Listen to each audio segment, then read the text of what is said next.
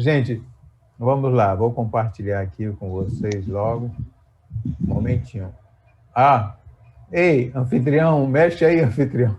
Eu tenho que compartilhar, anfitrião. Não é? Pronto, pode tentar, João. Agora deu certo. Obrigado, tá, Paulo? Epa, não deu certo. Deixa eu achar o meu assunto.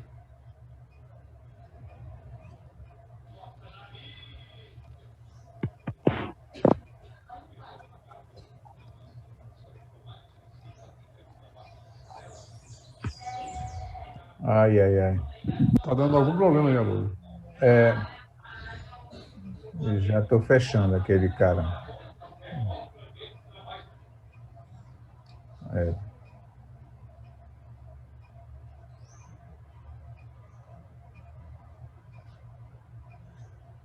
Beleza?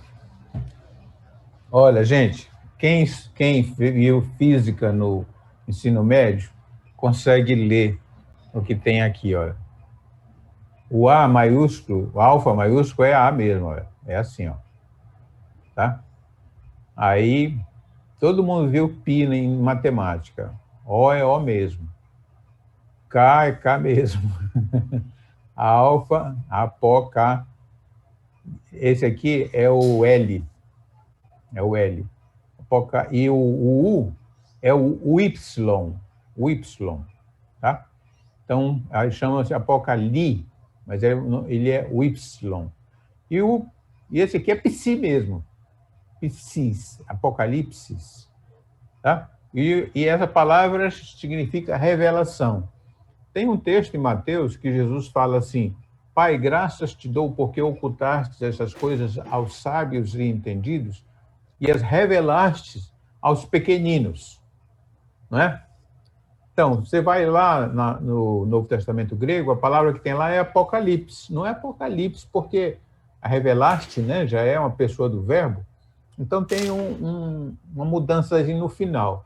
Mas é apocalipse, revelação. Né? Lá é verbo, aqui é um substantivo, né? Revelação. Certo? E ficou conhecido como, não revelação, mas eu não sei se tem a Bíblia de Jerusalém que ela coloca como revelação. Mas todas as outras põem a palavra grega, né? A palavra grega, apocalipse. Tá bom? Muito bem. Haroldo, o lambda é o quê, hein? É L. L, né? É. Obrigada. Tá? Bem, então, é o seguinte, deixa eu explicar uma coisa. Cada professor que for explicar Apocalipse, certo? É claro que ele vai explicar, certo? Usando as suas preferências de metodologia e de abordagem, né? Então, desculpa se eu não corresponder ao que alguém estava pensando em termos de uma exposição mais acadêmica, certo? Não é. Como vocês já conhecem, a nossa exposição é em torno, tipo uma devocional, certo? Tipo uma devocional. Então, eu não pretendo me aprofundar a nível acadêmico, como se eu estivesse explicando para um seminário. E eu acho que eu nem conseguiria fazer isso, tá? Mas a nível devocional, a gente consegue, com a graça de Deus, tá certo? Principalmente. Então, essa abordagem eu gostei, tá? Que eu vi lá um rodapézinho no texto grego e ele mandava para Daniel. Aí, quando eu fui ler Daniel, sabe, eu falei, olha, isso aqui tem uma correspondência muito importante. Então, nós vamos fazer isso, tá bom? A gente vai ler Daniel, certo? Desde do versículo 1 até o 28. Então, cada irmão, por favor, que estiver com a Bíblia, abre a Bíblia aí e lê 2 versículos, tá? Igual na sala de aula mesmo, lá presencial. Tá bom?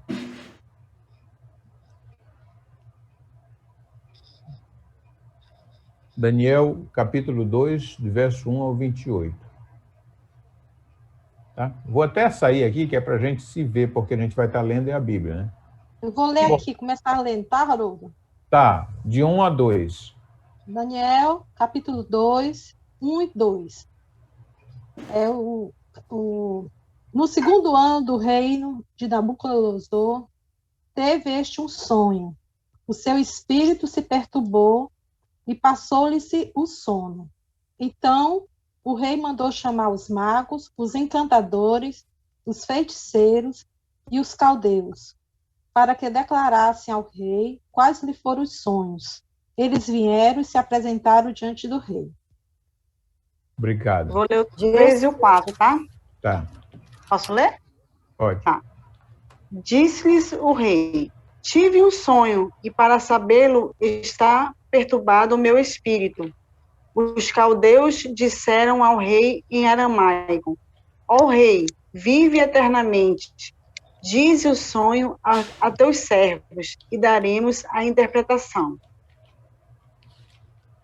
Eu vou ler o 5 e 6. Respondeu o rei e disse aos caldeus: uma coisa é certa, se não me fizerdes saber o sonho e a sua interpretação, sereis despedaçados e as vossas casas serão feitas monturo. Mas, se me declarardes o sonho e a sua interpretação, recebereis de mim dádivas, prêmios e grandes honras. Portanto, declarai-me o sonho e a sua interpretação. O 7 e o 8.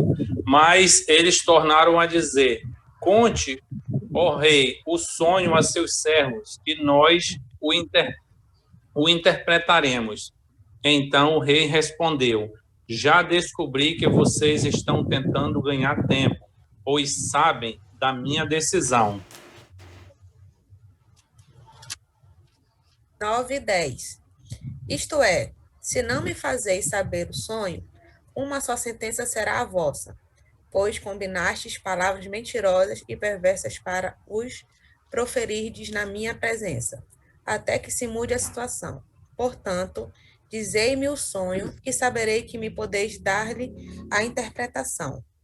Responderam os caldeus na presença do rei e disseram: não há mortal sobre a terra que possa revelar o que o rei exige, pois jamais houve rei, por grande e poderoso que tivesse sido, que exigisse semelhante coisa de algum mago, encantador ou caldeu. 11 e 12. A coisa que o rei exige é difícil, e ninguém há que possa revelar diante do rei, senão os deuses, e estes não moram com os homens.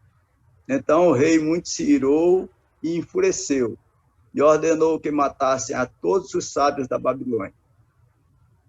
13 e 14. Saiu o decreto segundo o qual devia ser mortos os sábios. Buscaram a Daniel e os seus companheiros para que fossem mortos. Então Daniel falou a Zizara e prudentemente Arioque, chefe da guarda do rei, que tinha saído para matar os sábios da Babilônia. 15 e 16. Daniel perguntou a Arioque, encarregado do rei: por que esse decreto do rei é tão urgente? Então Arioque explicou o caso a Daniel. Daniel foi falar com o rei para pedir que lhe desse tempo, e ele revelaria ao rei a interpretação. 17 e 18. Então Daniel foi para casa e fez saber o caso a Ananias, Misael e Azarias, seus companheiros, para que pedissem misericórdia ao Deus do céu sobre este mistério, a fim de que Daniel e seus companheiros não perecessem com o resto dos sábios da Babilônia. 19 e 20. Então foi revelado o mistério a Daniel numa visão de noite. Daniel bendisse o Deus do céu. Disse Daniel: seja bendito o nome de Deus de eternidade a eternidade, porque dele é a sabedoria e o poder. É ele quem muda o tempo. É ele quem muda o tempo e as estações, remove reis e estabelece reis.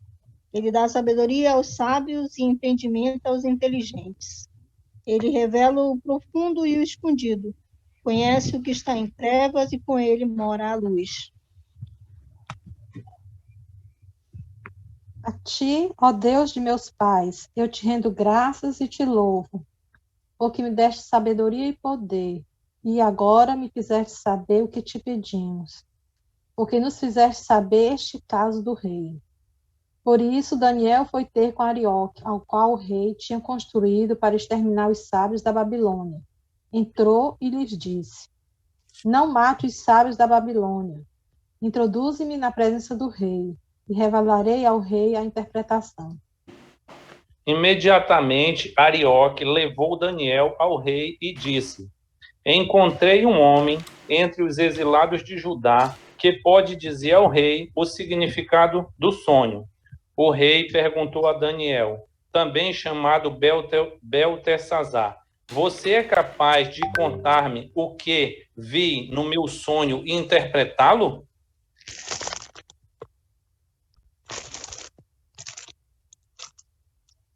Respondeu Daniel, na presença do rei, disse: O mistério que o rei exige, nem encantadores, nem magos, nem astrólogos o podem revelar ao rei.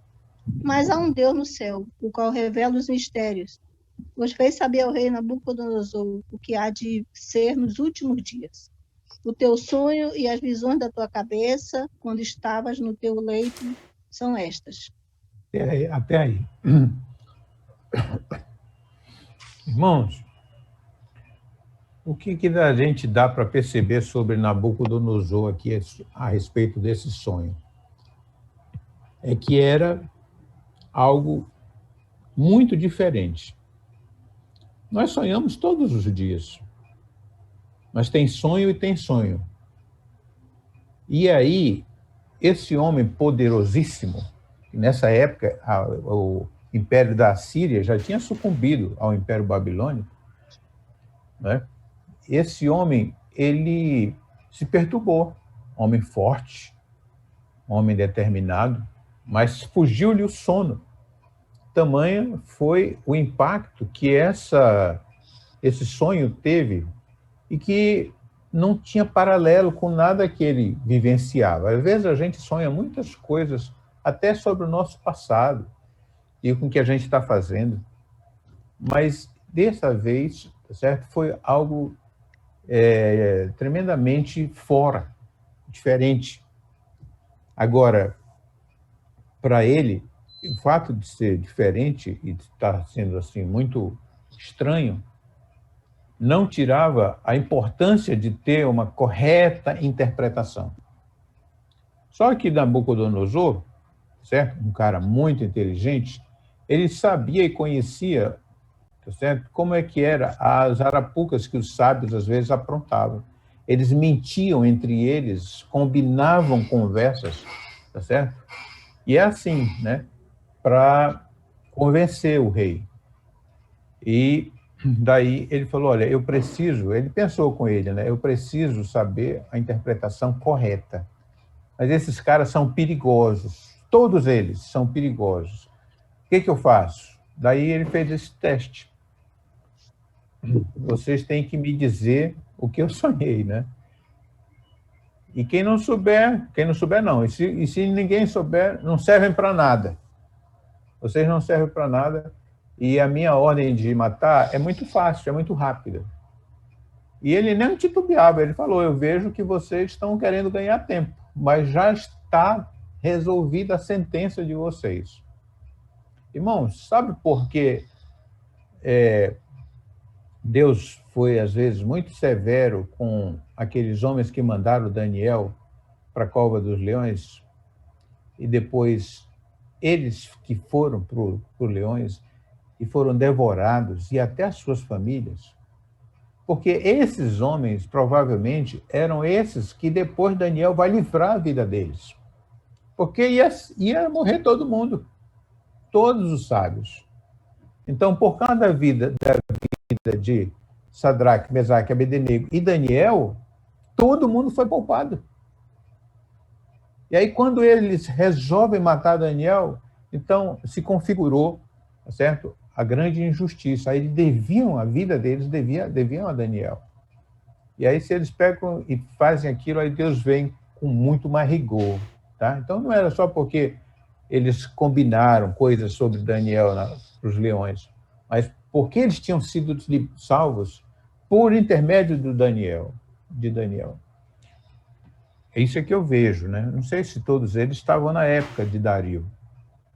Bom, mas vamos voltar aqui. Então, gente, deu para a gente notar aí quão importante que era para Nabucodonosor a interpretação correta disso aí, correta. Tá bom? Deixa eu voltar agora para os meus slides. Um momentinho.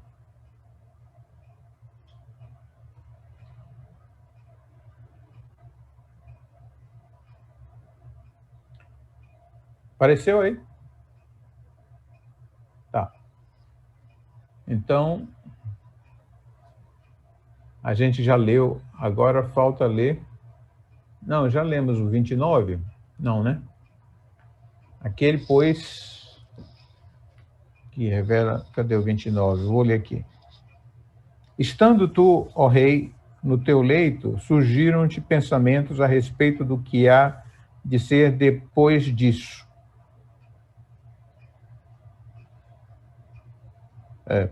Aquele, pois, que revela mistérios, te revelou o que há de ser. Então, pensa bem, Deus escolheu a Nabucodonosor para revelar algo muito sério do futuro. Não é o que estavam planejando contra ele, o que algum rei estava arquitetando contra ele, mas algo muito maior e do futuro, né? Como eu falei, Nabucodonosor devia ser um homem muito inteligente e que ele certamente considerava o que era o reinado dos homens, porque os homens têm fim, né? Os homens têm fim. O imperador da China, que teve mais êxito, certo? Conseguiu unificar a China. O maior medo dele era a morte. E não era por causa de alguém que viria matá-lo, não. Era o limite da vida, o envelhecimento. E aí viviam atrás de fórmulas, terminou sendo envenenado por mercúrio, né? Mas por quê? Porque todo ser humano, por mais poderoso que seja, ele está claro para ele que ele tem um limite, tem um fim. Ele ainda se consola com a ideia do meu filho vai sim depois de mim e tudo mais, tá? Mas ele queria era ele mesmo. Então, Nabucodonosor, para ele foi revelado esse mistério, né? Deus escolheu Nabucodonosor, tá? Bom, verso 45 já é Daniel explicando, né? Alguém lê, por favor.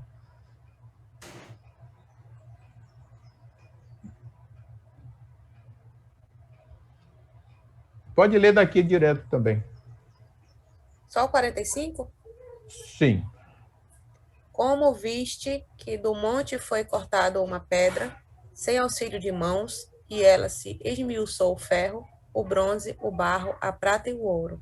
O grande Deus fez saber ao rei que há de ser futuramente. Certo é o sonho, e fiel a sua interpretação.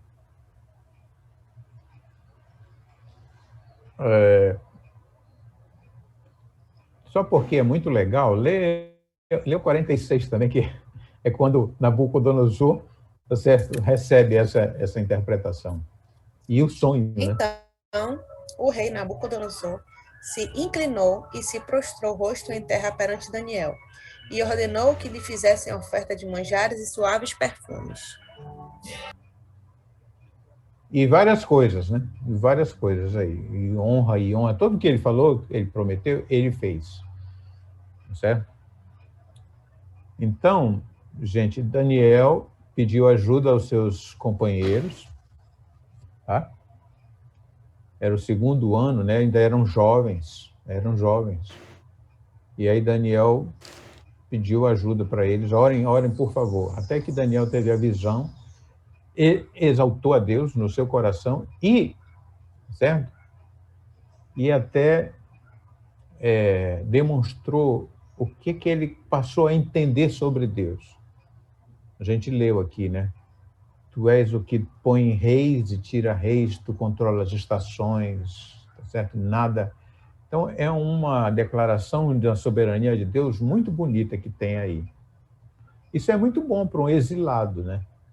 Porque, certo, você fica pensando assim, o que foi mais que nós falhamos para estar aqui, nesse lugar, nessa terra de tanta violência e de tanta idolatria, né?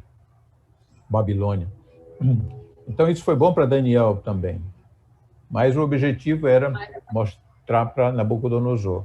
Então, gente, sabe, Nabucodonosor ouve e confere certinho com o que ele tinha visto, né? No sonho dele. E ele já pensou se prostrar diante de um jovem? Tamanho foi o impacto que isso teve na vida dele, na hora, entendimento. E você pensa que Daniel recusou essas coisas? Não, Daniel passou, ele recusou a comida. A comida do rei, eles recusaram. Mas todas essas coisas Daniel não recusou, não. Ele passou a ficar mais próximo de Nabucodonosor, a gente sabe disso, né? Embora ninguém estava livre de nada nessa hora, né? Quando aconteceu aquela estátua que os 3 amigos foram para bater na fogueira. Ok.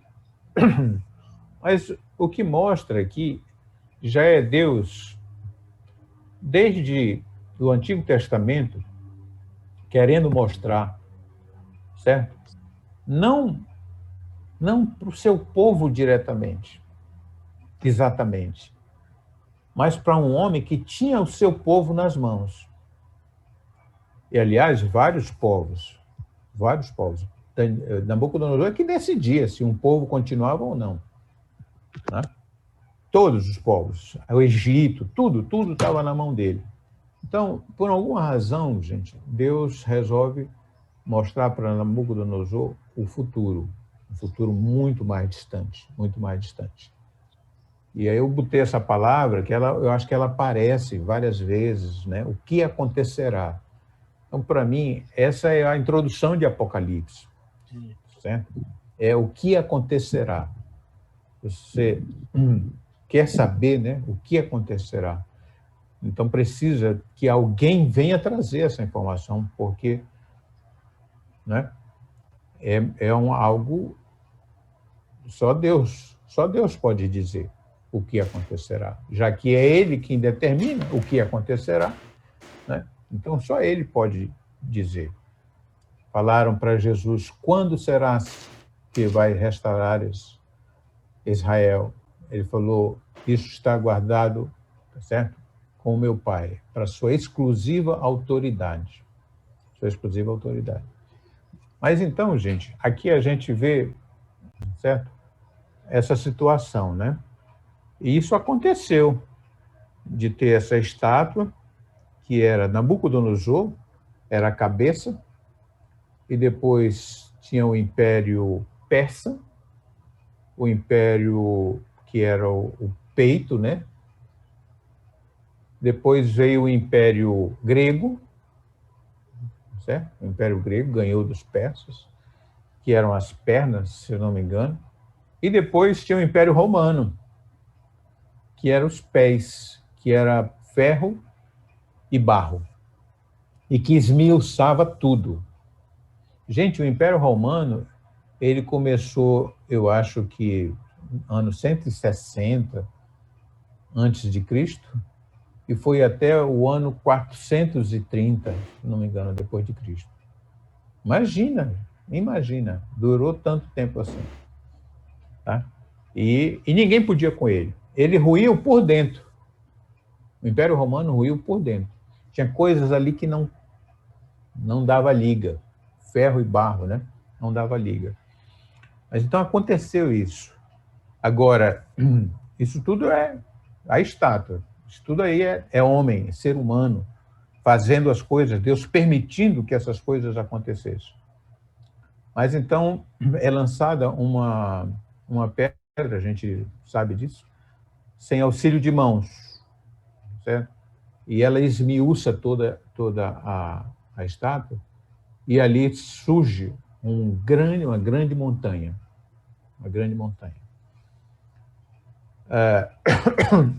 Então, gente, eu não sei por que Deus quis revelar isso a Nabucodonosor.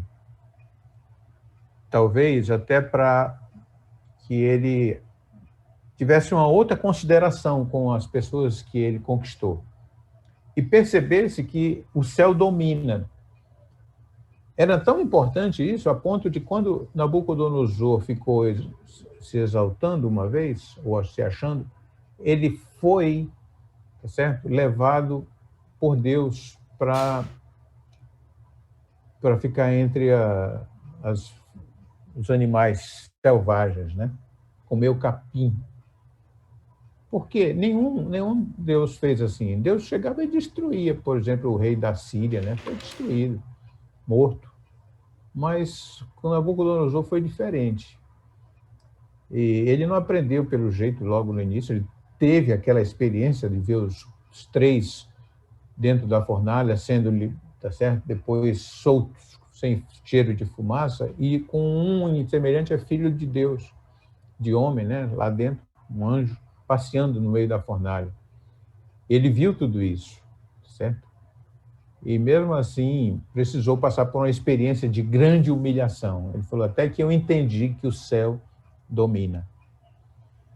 Então, quando se fala de revelação, o que tem que vir junto na revelação é que há um Deus no céu, como disse Daniel. Entendeu? Então, quando a gente for ler Apocalipse, a gente tem que ter essa noção. Há um Deus no céu. Porque as coisas que vêm daí para frente, que vão ser mostradas, o que vai acontecer, são coisas, certo? Que se você não souber que há um Deus no céu, você vai se perturbar. Eu era garotinho. Assim, não era tão pequeno, era uns 8 anos, 9 anos. E eu lembro que, às vezes, a minha mãe pegava a Bíblia e lia para a gente. E tinha vezes que ela lia Apocalipse. E estava, às vezes, eu, assim, meus irmãos, minha prima. A gente pensava que não, minha prima estava chorando, aflita. Da minha idade, ela tem a minha idade. Aflita. Entendeu? Porque parece assim que a criança entende que aquilo um dia vai acontecer mesmo. Percebe a autoridade da Bíblia. Sem ninguém explicar quem escreveu a Bíblia, tudo, ela percebe. E ela ficava muito... A gente também ficava aflito quando lia Apocalipse. Teve até um certo medo, claro. Muita... selo se abrindo, corneta tocando, flagelo acontecendo, cálice da ira de Deus. É um negócio muito sério. Mas, como eu falei, a revelação, certo, traz essa mensagem junto com ela. Há um Deus no céu. Tá? E Nabucodonosor percebeu isso, depois ele teve que confirmar, o céu domina. Ele faz essa frase, né? Ele fala essa frase. Eu entendi que o céu domina. Porque ele deve ter insistido ainda em fazer as coisas por conta dele. Mas, como eu falei, para um exilado, é excelente saber disso também, entender isso. Tá? De que pode sair Nabucodonosor, vir outro, não importa. Quando Deus falar assim, vocês agora vão voltar para Jerusalém, vão voltar. Já vai dar um jeito, vai acontecer. Nós não vamos ser extintos, como muitas nações foram, certo? Nós não vamos ser extintos. Jerusalém, gente, tem 5.000 anos. Não, 3.000 anos. Israel tem 5.000 anos. Tá? Mas a cidade de Jerusalém tem festa, tem aniversário, 3.000 anos. Né? Israel, 5.000. A nação de Israel. Entende, gente? Então, para um exilado é muito importante, tá? Ver que todas as coisas que estão acontecendo ruins ou boas, tá certo? Se respeito à vontade de Deus. Tanto é que, eu acho que é em Jeremias que fala, orai pela cidade, para onde vocês vão, porque na sua paz, vocês terão paz também. Né? Então, orai por Manaus, porque na sua paz, certo? A Valdênia vai ter paz, a Raquel vai ter paz, o Valdean vai ter paz, o Haroldo vai ter paz. Mas, mesmo assim, sobe o preço da gasolina, tá, gente? Ai, Deus. Tá? Bom, que horas são? 15 minutos. Tá? Gente, eu vou passar para Apocalipse. Se alguém tem alguma coisa para falar aí na parte de Daniel, que a gente leu. Haroldo, se você me permite falar. Claro, claro. É interessante essa tua introdução, porque o Apocalipse, geralmente a gente associa o Apocalipse com destruição, com coisas, fim do mundo, com guerras. Isso. E aí, na tua introdução, está se mostrando, né, esse livro, esse capítulo 2 de Daniel, Deus intervindo na história, né? Esse capítulo 2, ele é tipo um ato contínuo de Deus. Ele interviu na história. Né? E Apocalipse é isso aí que você falou, é a revelação de que a história da humanidade, ela está sob o total domínio de Deus. Tudo que está escrito é plano de Deus. Né? Interessante que Deus falou, né? Deus falou com Nabucodonosor, semelhantemente também no faraó do Egito, numa situação muito, muito semelhante, né? José estava preso, né? E Deus sim, é mesmo. Deu um sonho perturbador para o faraó, muito semelhante a esse, não é lógico, guardado as devidas proporções, né? Porque lá o povo todo ia perecer, né? Se Deus não intervisse através dessa situação lá de José, né? Ia morrer todo mundo. Até o povo de Israel ia morrer. A família de Jacó todinha ia morrer de fome. Todo mundo. Deus interviu na história, numa escravidão de 400 anos, mais ou menos, né? E, não, só um pouquinho. Desculpa, Alisson, antes que eu me esqueça. Essa semana eu ouvi lá o pastor Elias Dantas explicando, certo? A escravidão foi nos últimos 80 anos. O tempo que eles ficaram no Egito, mais ou menos, na época de José a gente fala assim, foi para se formar a nação. Aí depois que veio, senão eles não aguentariam 400. Eu também ficava assim, será que foram 400 anos? Então, a gente vê assim, como Deus intervindo na história de novo, né? E o Apocalipse realmente começa com essa revelação de Deus a Daniel, que é sobre o futuro. É muito interessante isso. Isso. E com Daniel, isso mesmo, vai mais além, né? Porque já mostra, tá certo? Essa pedra lançada sem auxílio de mãos, que ela esmiuça todo mundo, e aí vira uma montanha que dura para sempre, né? Para sempre. Que é o reino de Deus, é Jesus, Cordeiro de Deus. É isso mesmo. Obrigado. Oi, Haroldo. Pois não, Luiz. Eu queria só fazer uma colocação, mas é 1 minuto, breve, né? Diga. Ad eterno, não. Tá. Então, eu só queria dizer que eu me sinto, assim, muito feliz até, no sentido de o nosso estudo, esse que você está começando hoje, se voltar para o livro de Apocalipse. Por que eu entendo dessa forma? Eu, particularmente, porque não tem um momento melhor do que esse, em vista de todo o panorama que o mundo está vivendo, inclusive nós, os cristãos, né, com essa questão dos nossos direitos, né, serem cerceados, você não pode isso, não pode aquilo, tem a questão da vacina, tem tantas coisas que, se nós formos observar, isso está tudo no pacote do seu estudo. Eu vejo isso, eu vislumbro isso. Então, só quero dizer que, para mim, é muito importante, né, esse estudo que você está colocando agora, e pedir a Deus que todas as nossas dúvidas, tudo aquilo, Deus possa realmente estar assim trabalhando no nosso coração, na nossa mente. Porque, na verdade, o livro de Apocalipse, para a igreja, isso daí é o consolo da igreja. Porque para o mundo, realmente acontecerão as destruições, as terremoto, peste, como está vendo. Mas só que, no caso, é o livro que realmente mostra para a igreja que o Senhor vai voltar. E esse dia está se aproximando.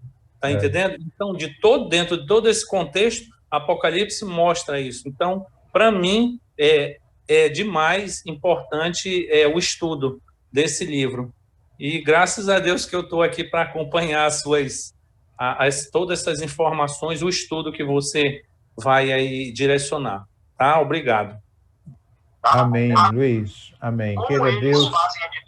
Queira Deus a gente possa, tá certo? Todos nós olharmos para Apocalipse agora numa visão mais profunda e até mais atual, por essas circunstâncias que estão presentes e que elas apontam para algo pior que vai vir acontecer com a igreja, por exemplo, com a sociedade, né?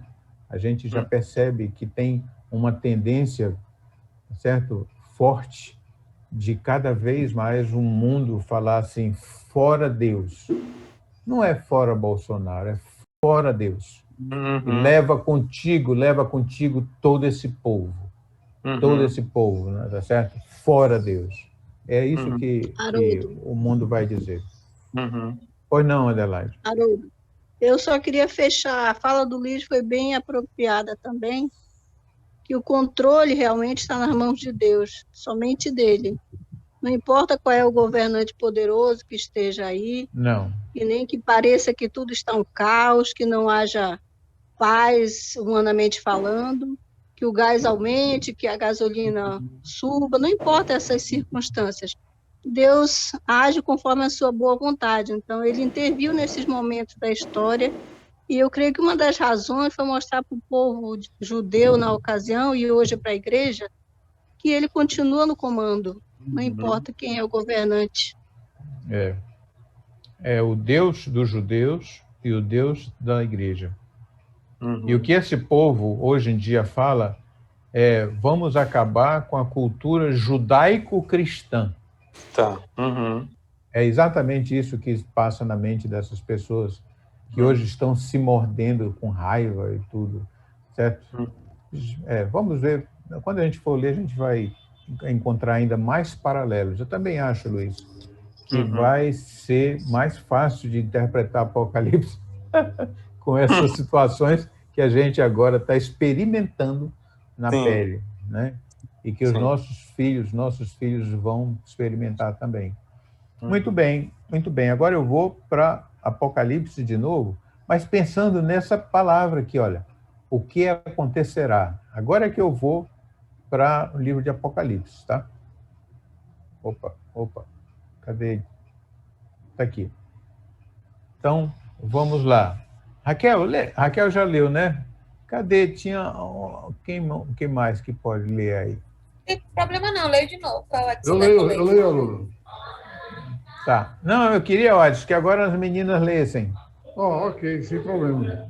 Gostaram de eu falar, meninas? Gostou, Lília?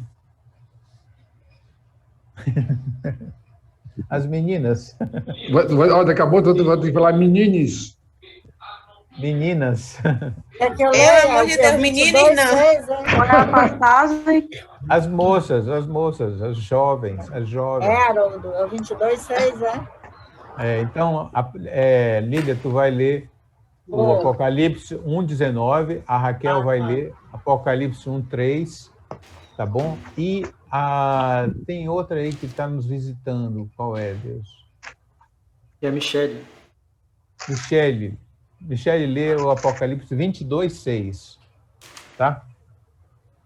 Eu vou ler o Apocalipse 1, de 1 a 3, Não, tu vai ler o 1:19.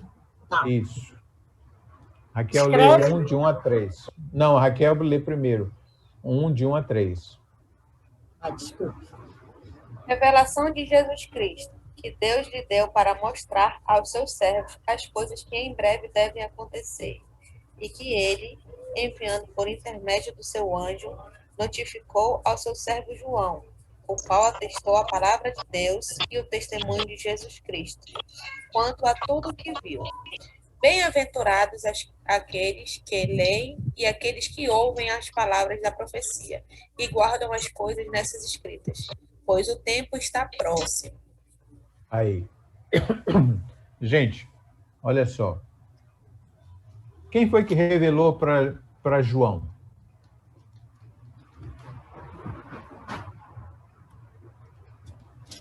Foi o Senhor, né? De acordo com esse texto. Foi o anjo. Foi o anjo. Foi o anjo. Foi o anjo. Quem revelou para o anjo? Jesus. Foi o Senhor.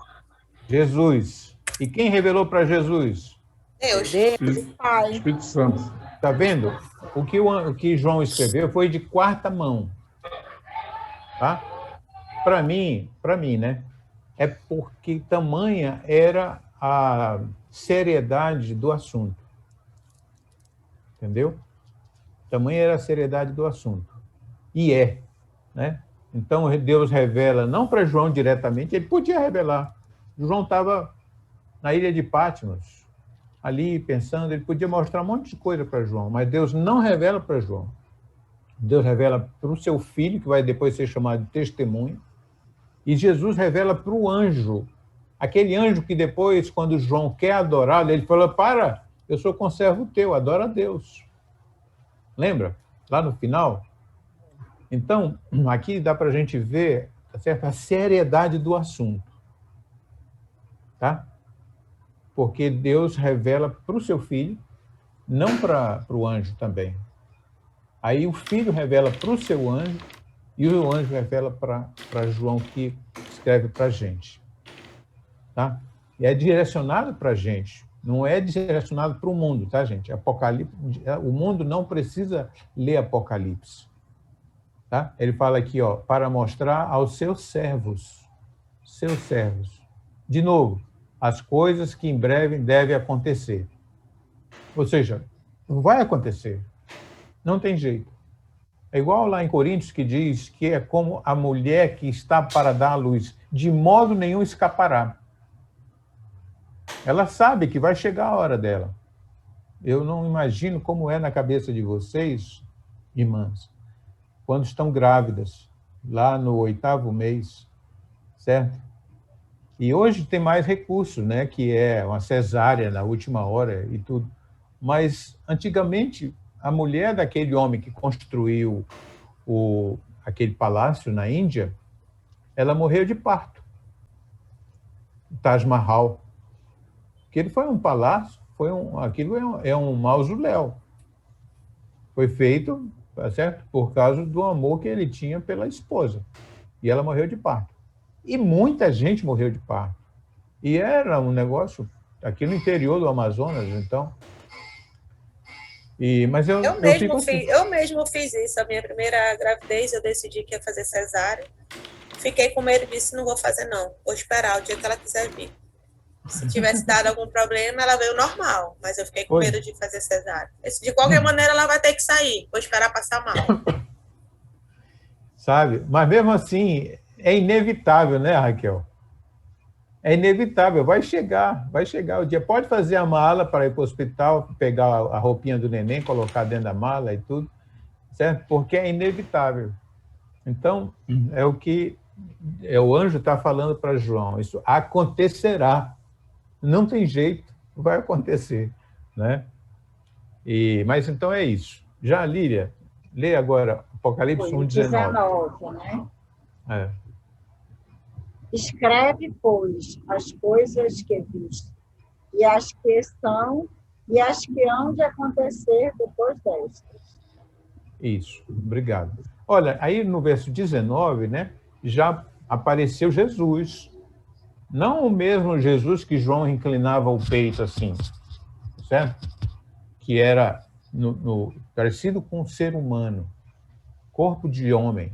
Não, é o mesmo Jesus, é o mesmo, claro. Tá? Tem até as marcas na mão dele lá no céu. Mas, tá certo? João agora vê, tá certo? Algumas coisas na imagem de Jesus que elas vão ser, depois eu vou comentar isso, vão ser necessárias e utilizadas quando ele vai se tratar com cada uma das 7 igrejas. Certo? Aquele que tem a espada de 2 gumes afiada na boca, certo? Diz a igreja de Sardes, por exemplo. E aí começa a falar. Aquele que tem que anda no meio dos 7 candelabros, certo?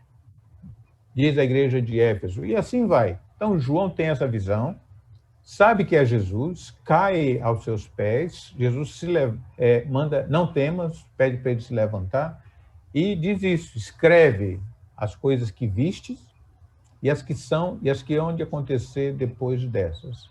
E a gente sabe, né, que as cartas às igrejas, elas foram escritas para igrejas reais.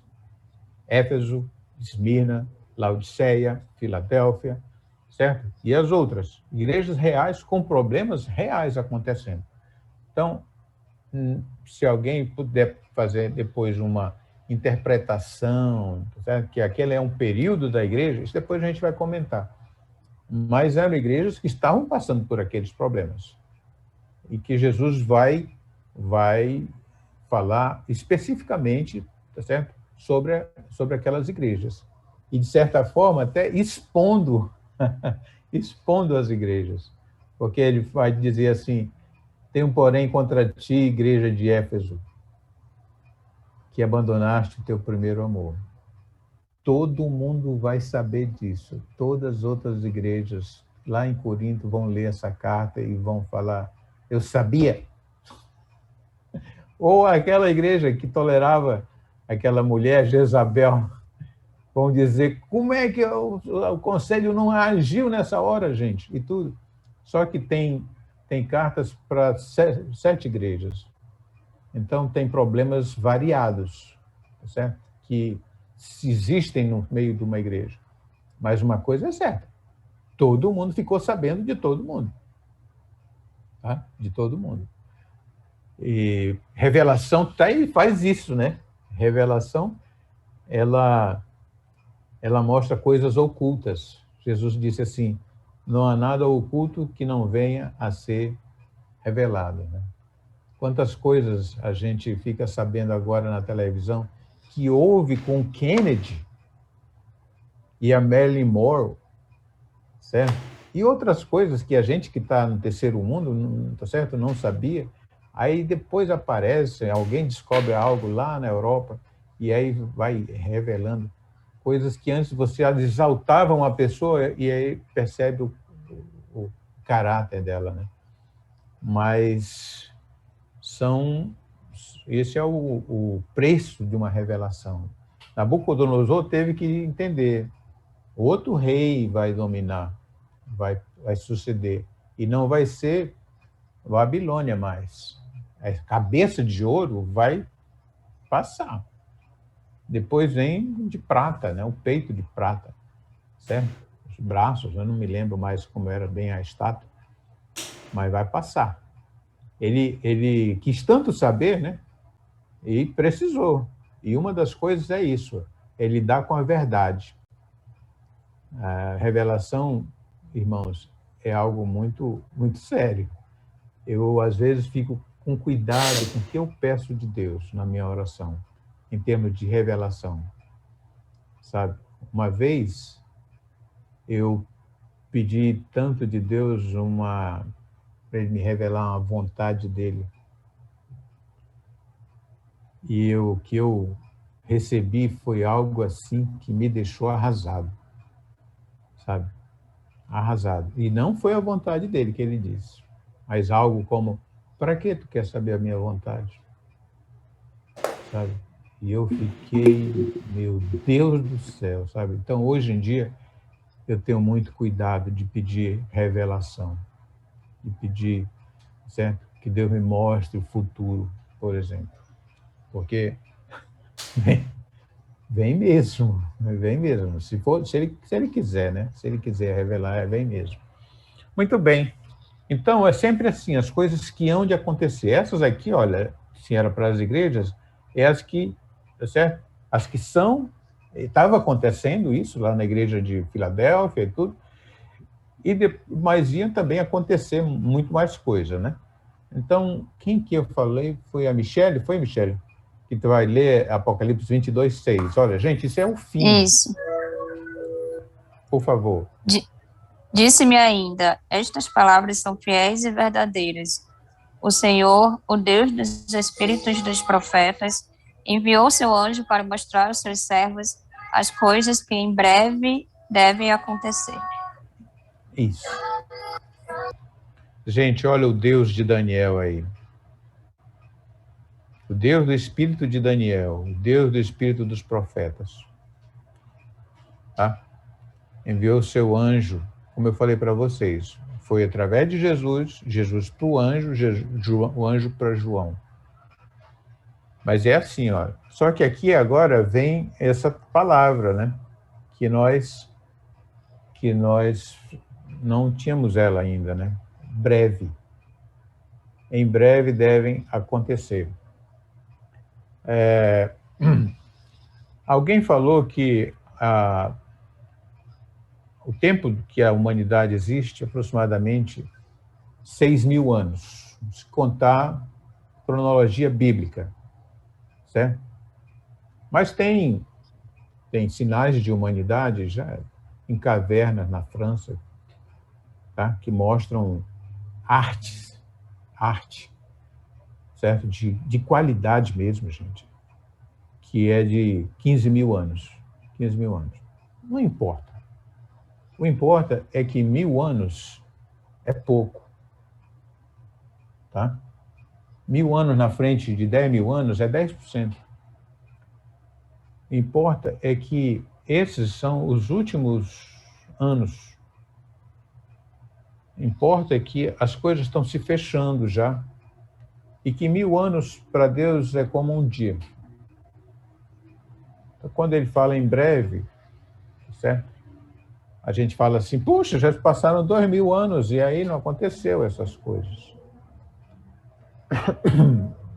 Bom, tem gente que interpreta a carta, como é que é? As igrejas, né? E os flagelos, como já acontecendo, que já estão acontecendo. Aquelas igrejas são tipos de igrejas que duraram durante a história da igreja. Isso é uma interpretação. Mas o fato é que há pessoas que entendem que Apocalipse já está acontecendo. Tá? E outra coisa, é interessante lembrar que também Paulo, ele dizia, né, e Pedro, Judas, né, Judas eu não lembro, mas Pedro sim, tá certo? Que para os leitores dele, que Jesus viria como um ladrão de noite. Quando você não está esperando, certo? Pô, aquilo acontece. E que era para a gente ter essa precaução. Tessalônica, né, tinha que saber disso. Que a volta, o retorno de Jesus seria algo inesperado. Inesperado. E então, os apóstolos, uma vez o pastor Júnior disse o seguinte, que os apóstolos tinham uma característica interessante a respeito do reino dos céus. Eles trabalhavam como se Jesus viesse, tá certo? Rapidamente. Tá? Era iminente a volta de Jesus. Mas, não, eles viviam como se, tá certo? A volta de Jesus fosse iminente. Mas eles trabalhavam, tá certo? Como se fosse passar mais anos, semeando igrejas, certo? Criando relacionamentos, como se tivesse ainda muitos anos. E foi muito bom eles terem feito isso, né? Foi muito bom. A igreja chegou no 3º século com uma força gigante, a ponto de